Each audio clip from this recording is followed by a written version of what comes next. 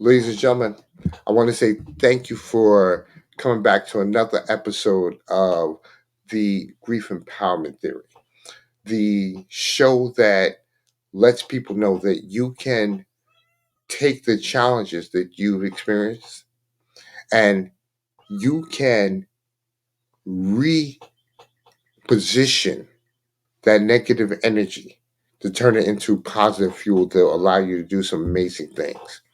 And today, I have the privilege of having a young lady who has taken her challenges and has successfully transformed them into a media empire. Not not just that, but also a platform of advocacy. This young lady's name is Miss Angela Smith. She's affectionately known as the Queen of Collaborations. Um, Angela, first off, thank you so much for taking the opportunity to talk to me today. Thank you for having me. It's always an honor and a privilege. Yeah. Let me ask you, I want to, of course, get the basics out of the way and talk a little bit about yourself, where you're from, what brought you to doing what you do now. How, let's just let the audience know exactly what it is that you do and how you go about doing it. So I am just a little bit about me. I am the youngest of four siblings. I am from a small community in between Anderson and Abbeville, South Carolina, called Levelland, South Carolina. I was born in Anderson, South Carolina, to Glenn and Catherine Thomas. I graduated from Crescent High School in 1993. Went on to junior college for 1 year at North Greenville Junior College, and then I transferred over to Morris Brown College. I did not graduate. 30 years later, I walked across the stage receiving my associate and bachelor's degree from Strayer University in September of 2023. I just decided to be the change that I wanted to see. My life has not been easy. Um, I am a domestic violence survivor. I am a suicide attempt survivor. I am someone that have witnessed a lot of different things throughout this journey. I've witnessed injustices, just you name it. I can say that I have endured it, and I just decided to be that change that I wanted to see in this world. God spared my life. Matter of fact, yesterday I celebrated 10 years of surviving being shot point blank range with a sawed off shotgun. I shouldn't be here, but God. And when He gave me a second chance, and I won't say a second chance, He gave me another chance because some of us have wore out that second chance. He gave me another chance. And this time I wanted to share His goodness. I didn't understand how I could do that because I always say I didn't want to stand in the pulpit because at that particular time, nor did I think I was worthy of standing in a pulpit. But I wanted to share His goodness because I knew what He had done for me and how He had raised me up off my bed of affliction and how He had spared my life on several occasions. And I just wanted people to know that God is real and that He didn't just drop us out of the sky, that He strategically placed us here. And I just woke up and said, I just want to do something. And He just began to drop visions in me. He just began to show me the different things to do. And as I began to just, activate my faith and to do those things, He began to open the doors. He began to place me amongst people that began to put me out there.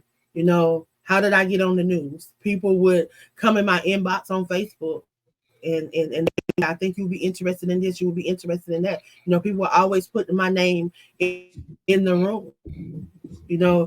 I believe that when He said that He will make room for your gift. We all have gifts, we all have talents. Um, and if we just walk in those things, He will make room for them. Because I never thought that I would be speaking in the bar Africa, Australia, Pakistan, a lot of these places I've never actually touched foot, but I've been able to talk to and speak to the people of that land. And if it was not for the things that I do and the opportunities that God allowed, you know, He opened these doors. He opened the outlet of books so that I could share my journey and allow others that think that they didn't have a voice, because I was that person at one point that thought I didn't have a voice or had anything that anybody wanted to hear. So I can relate to a lot of the struggles that individuals go through. I used to be that person that used to say, I hear people talk about the goodness of God, but I truly don't know for myself, because I hadn't at that time hadn't experienced nothing.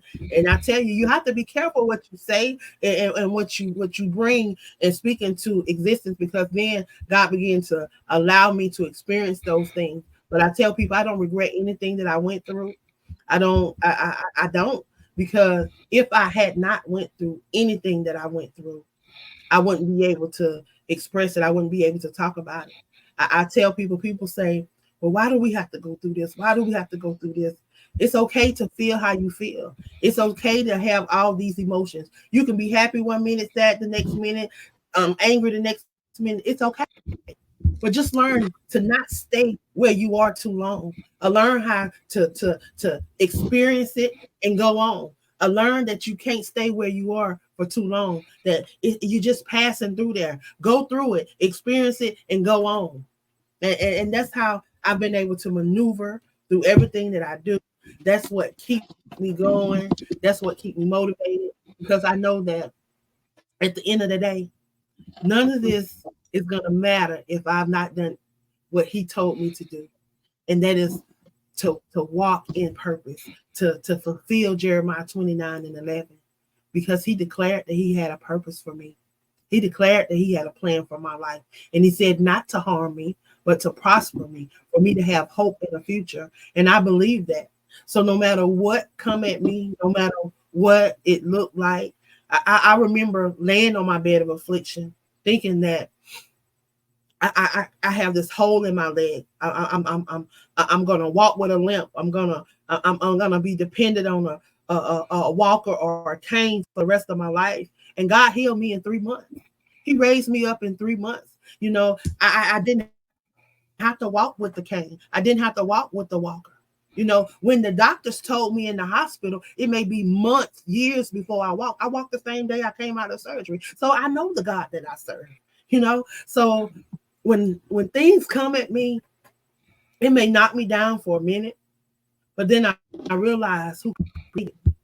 And I realize that it's just a test.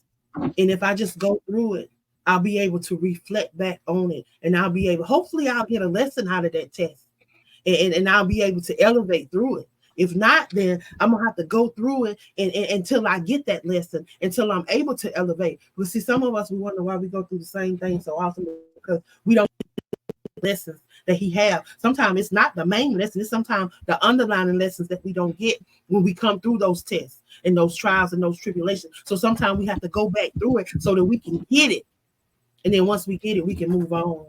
And I'm thankful that I'm at a stage in my life where I'm able to, I've been able to move on. And those things that I've learned on this journey, those things that I've experienced, I'm able to help other people. I'm able to pour into other people. He gave me a voice through podcasting. You're talking about a young lady, country young lady that stuttered a little, that talked really fast, that never thought she would be able to do a lot of the things that she's doing. You know, I host a podcast every 4 weeks on the network, and in October of 2023, I was inducted into the International Internet Radio Hall of Fame. Just Okay. on May 1st, I received my 57th all-time connection. I have been one of the fastest pacing hosts on our network. And you're talking about somebody that never set out to do any of this.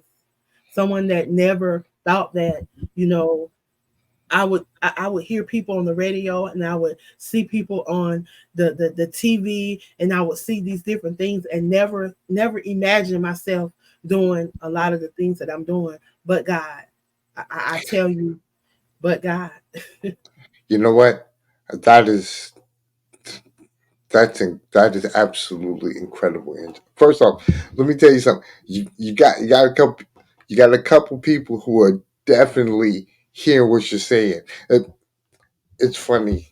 I just a young lady on my Facebook. Her name is Miss Johnson, Keisha Johnson McRae. Her whole Uh-huh. thing. She said, "That's right, obedience." And you stepping in to where you were and saying to yourself, no matter what, no matter what the situation is, I'm going to move forward. You know, Right. I've gone through some things. Like you said, you were shot point blank range. And, you know, God, God made sure to give you that capacity to continue to move on, to walk. Like I said, without a walker, without a cane, you know. So you've seen the things. What I wanted to ask is where is the core of your incredible grind? Because like I said, we talked a little bit off camera. I mean, you've written over 80 different publications, from books to collaborations to, you know, poetry and things of that nature. You're an advocate. You're a life coach. You are a strategist. You have done so, a podcaster, you know, book. I mean, you help in so many arenas. And my thought process is, my God, you're like the Energizer Bunny. You know, you always moving. Where is the core of that energy? I mean, again, I know it's God, but like, what makes you get up in the morning and do it in your power to get that moving? The people truly don't understand that when I got a second chance at life, I didn't take it for granted. You know, some of us don't appreciate the little things. I'm able to walk. So this month here is National Walking Month. So I've been walking. I missed 3 days because I was sick. I was under the weather. I couldn't talk. But I was out walking this morning, and it was hot. It was like 80 something degrees here. I'm talking about, it was really hot. But the whole time, the whole 4.5 miles I walked, there was a constant breeze. And I just kept thanking God for wrapping his arms around me and shielding me with his breath of fresh air. Because a lot of us, we don't appreciate the breeze. We don't appreciate the chirping of the birds. We don't appreciate the little things. You know, the fact that he woke me up this morning and I had use of my limbs. Right, I want to be able to do the things he want me to do today. So I asked him what it is that he would have me to do on this day. Align me with that you have purpose for me, so that I may pour out into your people. So today I'm working on a couple of books. I'm working on a couple of, I have a podcast. Excuse me. I have a podcast that I run. So a host it's on tonight. We are only off on Tuesdays. So every night I host a podcast. I do the background work for a podcast outside of hosting my own Monday morning show, and then I host another show on another network every 4 weeks. I Every time somebody asks me to be a part of their show, I want to share, because whatever God lay in my spirit, I want to be able to share that. I want to be able to share his goodness. I want people to know that no matter what you're going through, that it's okay. That if he's giving you something, share it out. If God has done anything for you, you should have a podcast, you should have a book, you should have some type of brand to be able to tell somebody else what God has done for you, so that you can leave that legacy. Because you know what? Them greater works that he say we gonna do. If we don't leave evidence of those greater works, how would people know the greater works that we do? Because we can't add it to the Bible. So we have to leave evidence of those greater works. So I can't sit still. I can't be quiet, because it's a lot of people that took a lot of vision, and they took a lot of stuff over there to them coffins with them, to them boxes with them, and nobody never heard all the stuff that should have come forth from a lot of people. So every day I say I want to be empty when I lay down, because guess what? When I lay down, he always fill me up. He always fill me anew, because he said he would. He would. He said he would.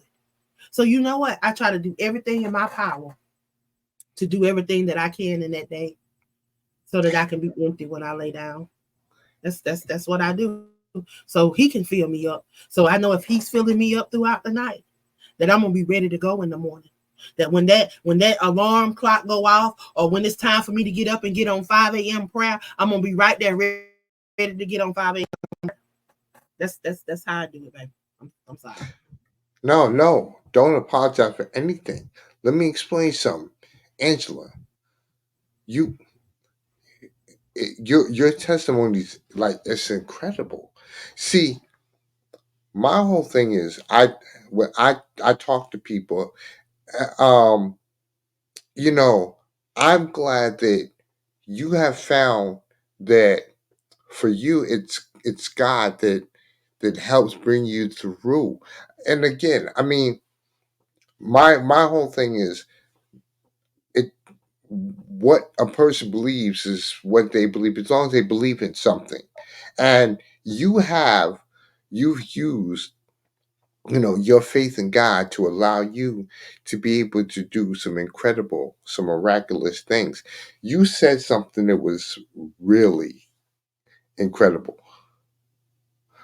See, we there's so many people that have passed and they haven't released their gift. I, I what you just said, I was listening to Dr. Miles Monroe, and he was talking about the greatest gifts in the world are, they're literally in the graveyards. Because so many books, so many inventions, all these different things were they died with the person because that person, hey, they didn't find it in their spirit to bring it out. They held themselves back. So I gotta admire you for saying to yourself, you know what?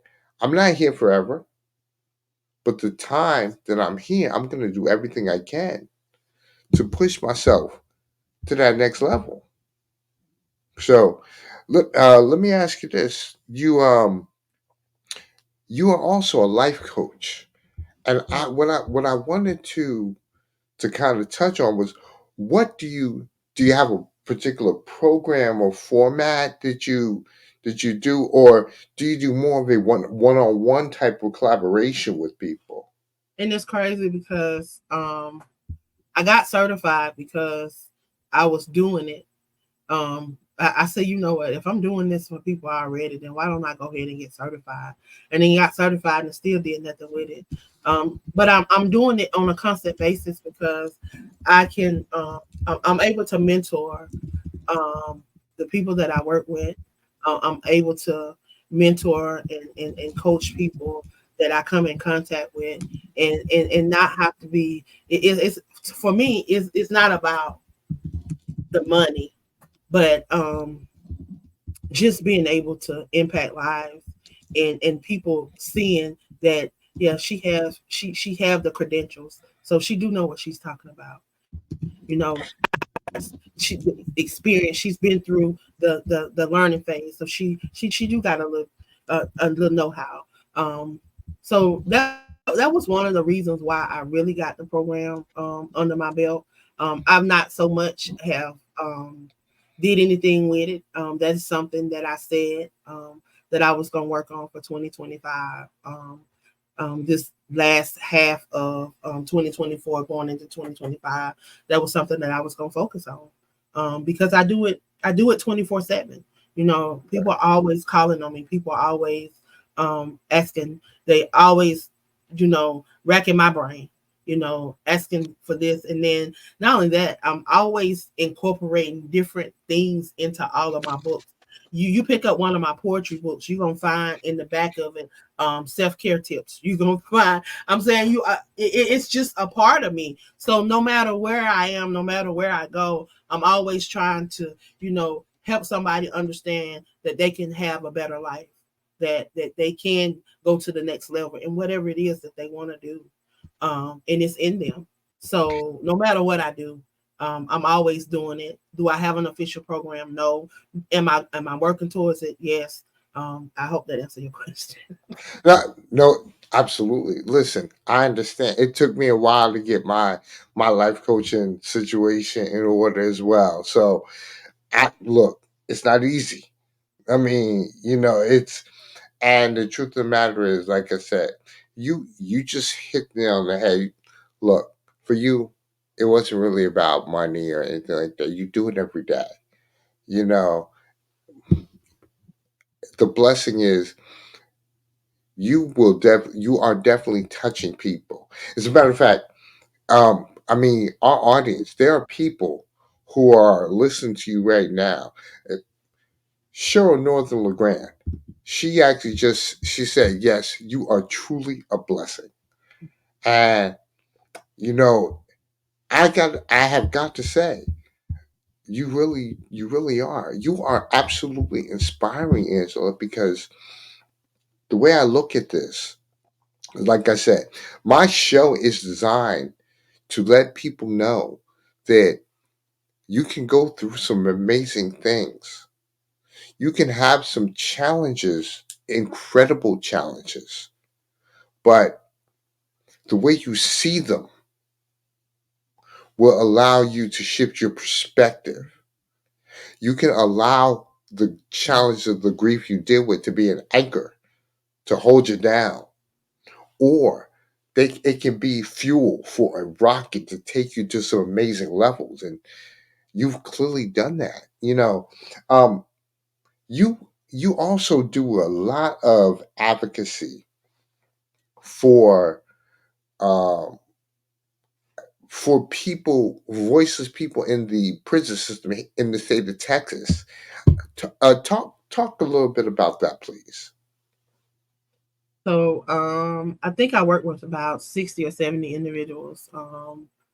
A lot of them do not have family on the outside. Some of them do, but for what reason or another, lost contact with them, or whatever the case may be. Um, but what I do, if they call me, they want to share their story, they want to come on my podcast, they want to, share in the magazine. What they do is they share different things, stuff that may be going on inside of TDCJ, um, injustices, even with their cases, because a lot of people think that people that are incarcerated, they should be incarcerated. Not everybody that's incarcerated should be incarcerated. There are some people that are wrongfully incarcerated. And until I started working with a lot of these people, I didn't believe it. And then there are people that, yes, they do deserve their time. There are some people that they committed their crime and were overly incarcerated. And that's something that I have noticed that it's plaguing a lot of um, our brown community. Um, and it's just the truth. It's like we have two different judicial systems. There are a lot of flaws inside of Texas judicial system, and I have been covering it. Those that know, I am working on my master's in business, but I'm taking leadership classes and organization classes. So I took TDCJ as my project, and y'all, I'm telling you, I managed to get all A's on my papers. So I'm telling you, TDCJ, they is in some trouble. Um, once I finish this program, because I'm coming for them, and I'm putting them on notice. I'm putting them on notice. I have been writing them. I have, at first they were real cordial with me, but now they're brushing me off because they saying I'm getting too nosy Of instead of course. diving into their stuff, and I'm bringing a highlight to all of their corruption and exposing some of their stuff. Well, I'm just gonna tell everybody that the parole board has been corrupt for about 3-4 decades now. Um, and here lately they've been doing some change up, because we brought to light over the last 3 years. There's been a lot of light brought to this parole board, and the corruption that has been going on in this parole board, and how they have been denying people parole. If the 65% of people that go up for parole, the 65% that do actually go up, probably about 25% of them will actually make some type of parole. They wouldn't giving out FI1s, immediate releases would allow people to leave within 30 to 45 days. The prison system in Texas is overran, it is overcrowded, and it is understaffed. Governor Greg Abbott, the man need to be impeached, because the man is not doing his job. This man is too focused on taking all of the money and putting it at the border. He need to go on and get on Trump's ticket and be his whatever. But he need to give up the seat in Texas and allow somebody that's gonna come in there and have the best interest for Texas at hand. Because a lot of the stuff that he's doing right now, along with the rest of Patrick and Paxton, yeah, they part of the GOP app too. They corrupt, and they need to be exposed. I've never seen a place that would allow people to get in office and allow these people to just stay in office and stay in office. And not only that, they let their family members get in office. It's just like nepotism, and they just allowing this to happen. And it's sad. I write these people all the time, and I've been calling for the FBI to get involved. I've been calling for the FBI to get involved with what's going on in the judicial system in Texas, because if these people know that they are corrupt, and they are assigning special boards, how can a corrupt party assign somebody something to investigate them when you are the corrupt party? It makes Right. no sense to me. So I how mean, can it's making no sense? And I don't know how. I don't know how these people stay in office like that. But now that I know I'm making noise, and now that I didn't know a lot about Texas, because y'all, to be honest, I've never been to Texas.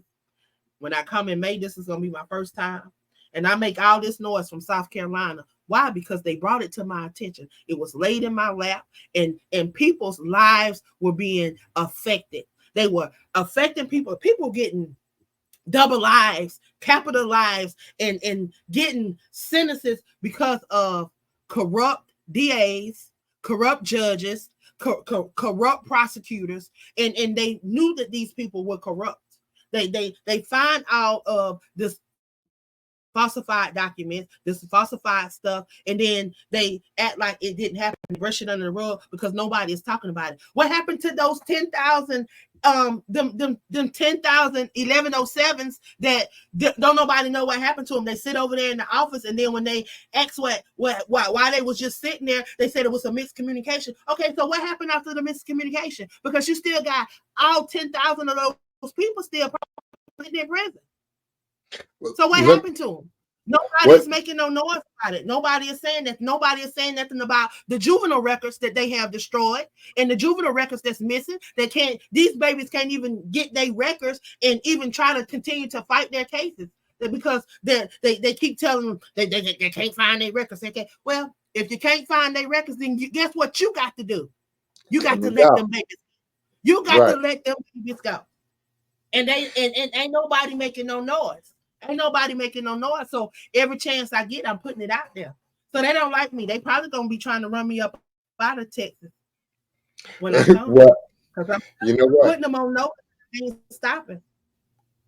I got to give you nothing but credit on that one because, like I said, I'm the son of a father who was incarcerated in Texas. We're from New Jersey, but Mm. he was transported from New Jersey to Texas and served the rest of his sentence in Texas. Half the reason why I'm actually down here, I live in Austin, and half the reason why I'm down here is because when he got out, he established residency here. And so I was visiting back and forth here and things like that. And I decided to move down here after a couple of things. But the whole thing is you the system he used to tell me stories about how the system was Mm-hmm. and the things he had to go through, you know. And don't get me wrong, he committed his crime. Yeah. And And a he'll lot of them did. A lot of them did. And they'll you tell you know they should commit their crime. But because they commit their crime. Now, I'm just I'm gonna throw this out here at you. So we have some African Americans and some right, Mexicans and we know the disparity of with that. But absolutely you look at individuals that commit the same crime. They get a slap on the wrist, they get 10 right. years, but then you giving us a life. Why? Because you getting this free labor because you're becking. Mhm. We're not gonna have nobody on the outside. See, what they want us to do is die in there because they Right. when we become wards of the state, when you become wards of the state, you know they already got insurance on you, they already got all this stuff on you. But how they treat these people in there is inhumane. And then they try to block them. Like right now, I've been in communication with Connolly, the Connolly unit and McConnell unit. It's mostly what I have been in contact with. I have about 15 other units that I'm in contact with, but I between those two units, I have about 60 individuals that I talk to on a constant basis. I have interviewed them. I have done blogs on them. I know their stories. Some of them, yes, they did their crime. Some of them, no, they did not. And regardless how they are being treated, regardless of if they did their crime or not, they are still human beings. And whether they, I don't care. You don't feed people apple. You don't feed people food with Right. maggots in it. You don't feed people stuff. I got lists like every week they send me they food, what they have for breakfast, lunch, and dinner. Now, I have been in contact with another inmate that just got transferred to a unit in Houston. See, the difference in a lot of these units, and people got to understand this too, is where you at. If you out in the boonies where can't nobody get to you, they're gonna treat you any kind of way. They're gonna deprive you of food. They're gonna do anything because ain't nobody out there to see you. But if you're in an area that is highly populated and that the business people come through there and they check on it and they come in there, you're gonna have the best food, you're gonna have the best schooling, you're gonna learn how to do skills, you're gonna know how to do stuff, and your facility ain't gonna be ran down. Now, ain't nothing nobody told me because I also used to work in corrections. I worked in corrections in Fulton County. I did it, so I know about it. So I know the prison system inside and out. If we want to get technical, that's why when I start telling these people different things, then they be like, "Well, dang, how did she know that?" Because I worked for them before, and I know what's supposed to happen. Because let me tell you what they say. Well, the officers eat different food. No, we did not. We didn't eat no different food. If you didn't bring your own food and you wanted to eat, you ate what You came out. did. Right. That's And what you you ate. So it wasn't no. So whoever was in the kitchen, they cooked what was on the menu that the officer, a corporal or whoever was running the kitchen, major or whoever was running the kitchen, they had them to cook. And most of them would make sure that the food was being cooked properly because they knew that they had to eat it too. right, right. you know, So how they getting away with this stuff that they doing now with giving these people pancakes with peanut butter in it? They giving them. I'm talking about about something. They said they had a supposed to been oh my tacos or something. They said it was some pulled pork, some ground. They say all the meat look the same, but they have different names. But it all look the same. And how is that? I'm like, how do it all look the same but got different names? I don't understand that. But then you talk to the ones that are in the better locations, like you go to Huntsville, you go to Houston, the Terrell unit, and all in those highly populated area where people visit. You're gonna see the difference. You're gonna they get the hot meals. They don't get the Johnny. They say, well, what's a Johnny? I didn't know what a Johnny. I used to hear them always talking about a Johnny. What's a Johnny? A Johnny is two kind of sandwiches. They say normally something peanut butter and something with peanut butter and syrup or peanut butter and whatever else they put on it, and then whatever else the mystery meat may be or whatever they feel like putting in there. Sometimes they'll put a chicken leg in there, or sometimes they'll just throw and they just put it in a brown bag and they don't have it wrapped. They don't have nothing. They just throw it in a brown bag and they just give it to them. And then they treat them like some animals. Yeah, And this I get that on a constant basis. it's like, see, my father was, he was in the 2 hour unit in Houston, and it's like, and even though he had a slightly better circumstance, it still was horrible. I mean, and again, yeah, you know, prison's not designed to be But we know good it's not for gonna you, be but it's five not star, and right. we know that. But it's not But it supposed don't to kill them. be right. And look, But kill them. you're not supposed to treat people like they're dogs, because you know what, you only make the nature of a person, you make them more savage when you treat them like a savage. So you know what they say? They always tell me. They say, Miss Angela. They say if you are not a criminal when you come in here, You will be. they say you will be one when you leave. They Hmm. say because this place will teach you how to become a criminal. I've had babies tell me that they had to grow up because they were forced to be in a grown up facility. I've had females in the female unit tell me that I'm talking about you talking about 15 and 16-year-old that have never been away from their parents, having to grow up overnight or to be Right. a part of the statistic. Right.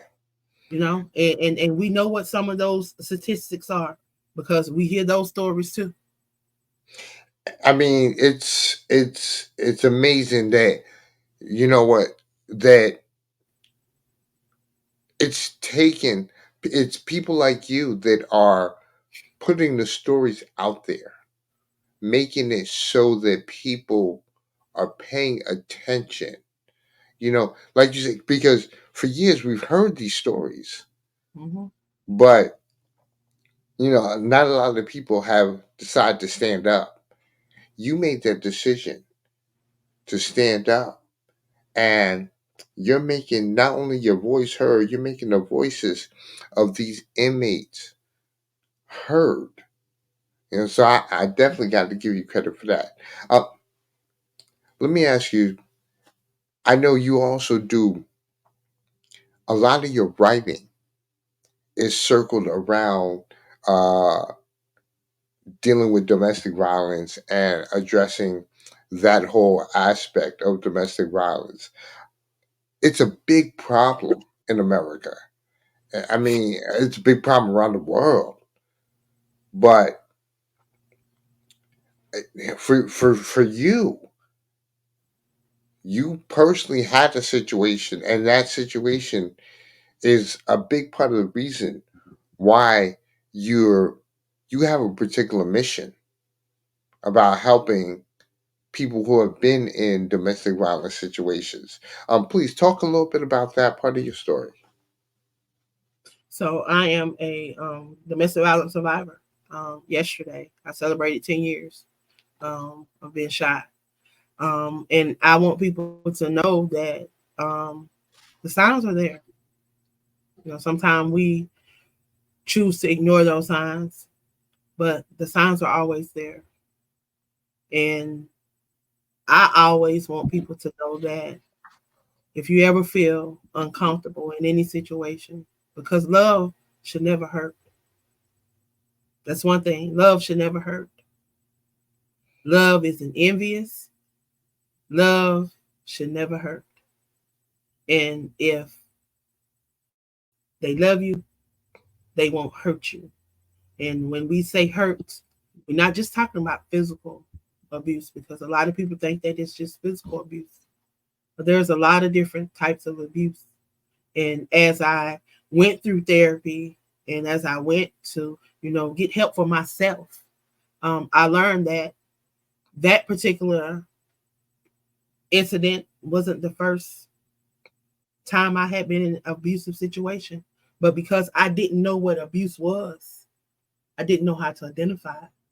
But I had been in an abusive situation when I was in college, when I was dating this older guy, and how he would take me away from my friends and my families on the weekend, and he would lock me away at his house, and would just isolate me. That is a form of abuse. There's emotional abuse, psychological abuse, financial abuse, spiritual abuse, and people don't realize that. But there's all types of abuse.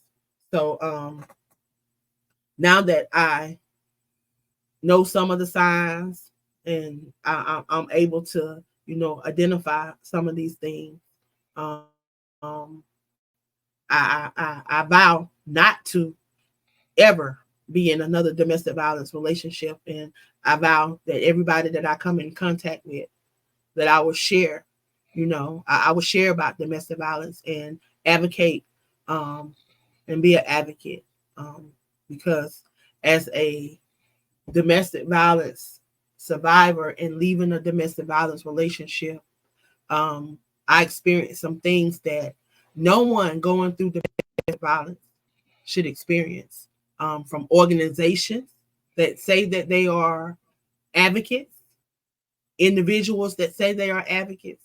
So I see this in a whole different light. So I'm doing a lot of different things in the background, right now, working towards, developing, my brand around domestic violence, because that is me. I'm a survivor, and that is always, I have a scar that is never going to leave, that is always going to be here. So there's going to be something that I'm always going to have to advocate for, because every day I put my pants on, every day I step my foot in my pants, I'll see this scar. And every day I'm reminded of what happened to me and what's happened to another individual, just as we're speaking. Because every 3 to 4 seconds, someone is abused in around this world.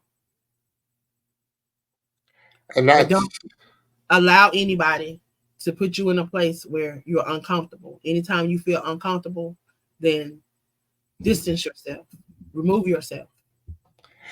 you know, it's again, first of all, Cheryl, thank you. And to all my audience, thank you. But she said something that was interesting. Cheryl said, look, love should never hurt.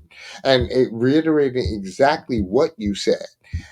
What's what's interesting is we we make this mistake, Angela, sometimes of believing that there's only one person in this world for us, and that we're gonna stick with that person, even though that person doesn't deserve our love. They'll mistreat us. They'll do whatever. I talk to my clients all the time about the fact that there are 8 billion people in this world, and if somebody is not giving you the respect you deserve, what they've just done is giving you a key to walk away. And the blessing is they actually did you a favor by not favoring you. And, not abusing you. I'm talking about just if they decide to not put you first, they did you a favor because you're able to walk away and find someone else who just might, you know. But a lot of us make this mistake of believing that, oh, this is my true love. This is, I can only be with this person. I found them and that's it, or I found her and that's it. Our realities are, if we find that person that makes our lives complete, that's awesome. But if that person doesn't fulfill you, then think about the fact that there's a chance that you're not loving yourself enough to a point where, you know, you just might allow someone else to put their will on you, and you feel that you're not gonna, you know, you're not even worth it. That only this person, like you mentioned before, you were in a relationship where you didn't even know you were being abused. Mhm. And that happens a lot, But again, yeah, I digress from that whole thing. But I'm just I I got to give you credit on that too, because you know what? There are a lot of men and women out here who don't understand that abuse is a situation where you don't have to feel like you don't have to have someone tell you that you're not worthy. And then you don't have to have somebody mentally abuse you or physically abuse you, you know, to make you feel like you're not, you're not in a capital situation for yourself. Love should be a two-way communication where both parties are, they're down for each other. When one of them is not at their height, the other one should be there to pick them up. Yeah. I often Nobody, tell people love is action. Love is something that can be proven. Love is something that you show. absolutely. It we show it in the things that we do. You know, you don't have to speak love. You know, that's something that you can show. You don't have to speak that. So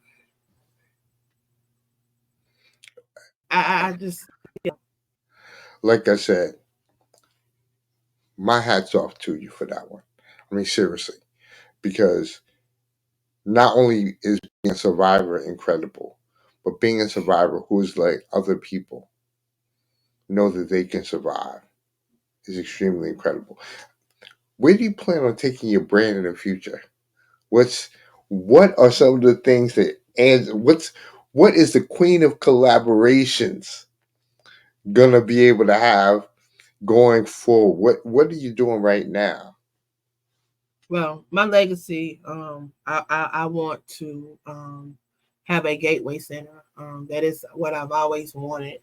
To be able to give back to the community that I have grew up in, and that would be in the Anderson, South Carolina area, upstate South Carolina, and in the Atlanta area because I spent most of my adult years in Atlanta. Because and those are some areas that are in need of the services that I would like to provide. One being, I want this center to house a shelter because it is a place that both areas have been plagued with homelessness. And we talk about the root, getting to the root of why these people are homeless. A lot of them have served our country, and our country has failed them with services. A lot of them suffer from mental illness. A lot of them have been in prison, and when let go from prison, had no way of you know, re um, re-entering society because they did not prepare them. You know, a lot of these places, they only use you for the free labor. They're not there to rehabilitate you. Texas is one of the states that will tell you they're not a rehabilitating state. They don't believe in rehabilitation. So know that if you get arrested in the state of Texas and you're doing prison time in the state of Texas, you're just a body to them, and you're just free labor. You're just free labor. And that's happening in a lot of these places. So I want to provide this gateway center to my community. I want to be able to give back to my community, be able to provide services for those kids. I want a gym. I want an after school program because that's how I started. Everything that you see me doing now, I started this in 2012 working with babies. In 2016, decided that I was going to launch my own after school and summer program. I started with 30 kids. And them babies that summer, they gave me a run for my money. They told me Miss Angela this and Miss Angela that and Miss Angela that, and they had Miss Angela looking for this and Miss Angela doing that, experiencing some things I never done. That's how AALAC was launched, because my babies was not picking up books to read, and I would ask them why they're not reading. My babies could not relate, and that's what brought me to Facebook searching out. I wasn't even an author at that time. Um, Young lady invited me to be a part of an anthology. We started connecting with African American authors. These authors started coming to my program, pouring into my babies. I have pictures of authors from all over coming and pouring into my babies, doing vision boards, just doing all kind of stuff with my babies. And that launched the things that I'm doing. So I got to get back to that. So I want to be able to provide um, something for my babies to be able to come and feel safe and feel where they can learn and grow. I want them to experience the ultimate E3 experience. I want them to come in that facility to be educated, empowered, and encouraged to go on this journey we call life, because I didn't have all that. You know, I kind of got pushed out here in this world because, you know, again, I lost my mom 12 days after my 16th birthday, and my dad wasn't always there because he had his own issues. So I had to grow up, and I want to provide a place where, you know, these babies can come and be kids. And they can learn, they can grow, and if these adults are having a hard time in life, if they down on their luck, they can come, they can go through these programs, they can have somewhere to live, they can have somewhere to, you know, get a hand up to get back on their feet, because we're going to provide different services. We're going to have health, mental health, we're going to have physical health services, we're going to have everything that you can think of in this building, and it's called the Gateway Center. Um, and I just want it to be something that will help individuals to get back to their excellence and whatever they see as excellence. Because what is excellent to me may not be excellent to you. We all have our own perspective. So Right. I want people to get that just like beliefs. We all have different beliefs, but I always say in belief systems. But one thing that I this lady said this, and when she gave me this for belief, you know, no matter what religion you is, if you can just believe this scenario, you can grasp what faith is. She say, you know, when you little, your mama put you in that little booster seat, that little carrier, and they carry you around, and sometimes they sit you up in it and you sit there. And then when you get a little older, they put you up in the high chair and you sit up there in that high chair. And then when you get a little older, they move you down to the regular chair. And then you start moving on to these different chairs. But one day you get old enough to just walk up to the chair, and you walk up to the chair and you just sit down. You don't question that chair. You sit down because what? Your mama has been teaching you all along that this is what you're supposed to do. Go up to the chair and sit down. So you believe that this chair was going to hold you because that's what your mama's been showing you all this time. She's been building it up until you can go up to that chair and sit down on yourself. But you gotta keep practicing. You got to keep going along the way. So you won't know if it's going to hold you if you don't sit down. Okay. That now that I love that analogy because it's a visual where people can see it. And for real, that's it. At a certain point, you got to be able to stand on your own, and you got to trust, and you got to believe that, like you said, using the chair analogy, chair gonna hold you. You know, that's that's a big part of our belief system here. I mean, I think that's one thing that a lot of people don't understand. It's they don't realize that belief is the big part of what it comes down to in order for a person to bring something into reality. It it's always in our head until we make the decision to bring it forward. If not, it's just like what we said before. If not, you'll end up going to your grave with it. And that's not going to be helpful, Right. to anybody. But we're about to wrap this up because, first off, Angela, you just dropped jewels of knowledge for the last hour. And I mean, really, the the comments. I mean, um, you know, people are truly resonating with the things that you're saying. You know, relating to the fact that one, you know, your blessing is for being an overcomer. You're more of a blessing for giving back to people. You know, because a lot of us, we have some things that happen to us, and all of a sudden, we we we don't want to we hoard the circumstance, and that only makes it a little bit worse for a person. you know I mean, you are doing some incredible things, and you're bringing people along with you, whether it's children, whether it's inmates in prison, whether it's people who've been subjected to domestic situations.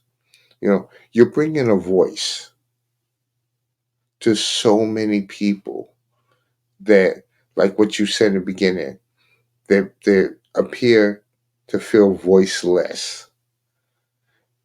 You're, you know, I think first of all, I know I'm extremely blessed to be able to have you on my show today because the grief empowerment theory is just about what you are doing. It's letting people know you can go through some incredible things, but your perspective on it will determine if you take the route of victim, which is a mentality, or if you decide to allow what victimized you to be your fuel. And you have done so. So again, my thanks to Angela. Angela, you truly are a queen. And the queen of collaborations, not just that, you're a queen that's helping so many people. And I personally appreciate it. And I know that there are a lot of people that appreciate what you are doing. So again, it- I know that a lot of people give you credit for what you do, but I want to give you credit for what you do because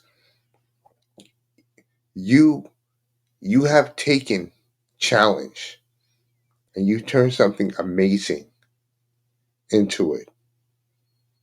And not only did you do it for yourself, you were not selfish enough. You were not selfish to a point where you're now sharing it with so many people and you're giving them the opportunity to understand that, yeah, they may have been knocked down, but They're not out.